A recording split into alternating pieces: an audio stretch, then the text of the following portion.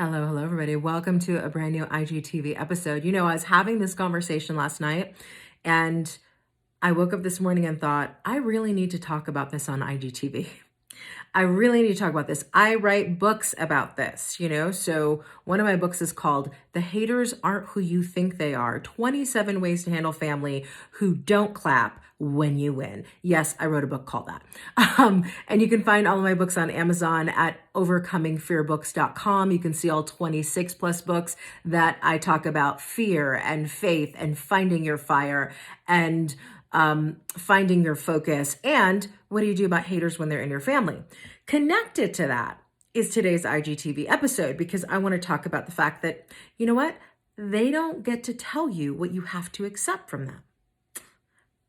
Let me say that again. They don't get to tell you what you have to accept from them. Here's what I want to talk about. And this especially relates to family.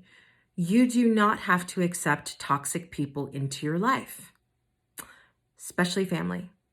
You owe no one a seat at your table. And at the end of the day, if how they're behaving around you, if the energy they're bringing into your space is unacceptable to you, that's all the information that you need to tell them. Look, I don't want you in my presence.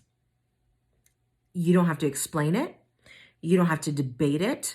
You don't have to, what I see happen a lot, especially in families, is you will have a toxic family member who just does toxic stuff. The way that they talk to people, the way that they act, what they consume or drink around your children. And you will tolerate their bad behavior because, oh, well, that's my mother. That's my father. That's my sister. That's my brother. Let me be very clear.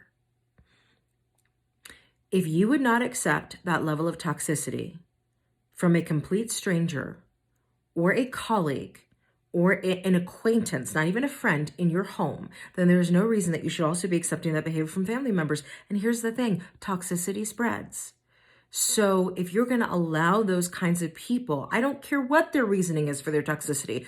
Look, most people didn't have a great childhood. Most people could say, well, my life is this way because of this, and that experience, and that happened to me. We could do all that boo-hooing all we want, but at the end of the day, you're the only person who gets to decide what you will and will not accept in your space, in your home, in your energy, and they don't get to tell you what you have to accept from them. They don't go, well, I'm your so-and-so, so you need to put up with my bad behavior. Well, I didn't mean it.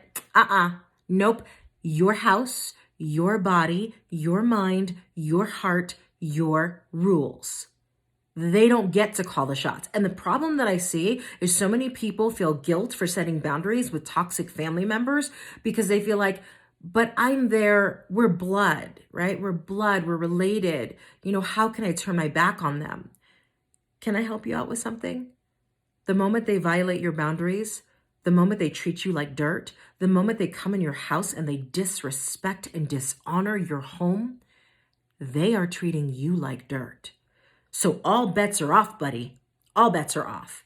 And so I've just become a person over time where I'm just not going to tolerate toxic behavior. There's enough of it to go around. We have enough toxic behavior within ourselves.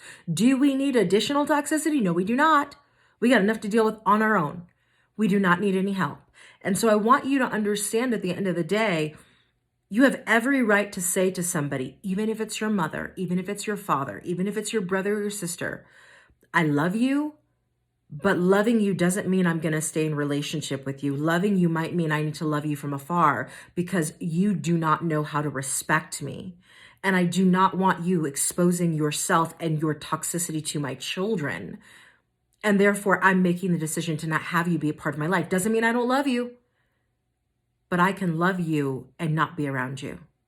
And that's a hard truth for a lot of people to accept. And a lot of people will get really pissed because you will no longer accept their toxicity. But you know what?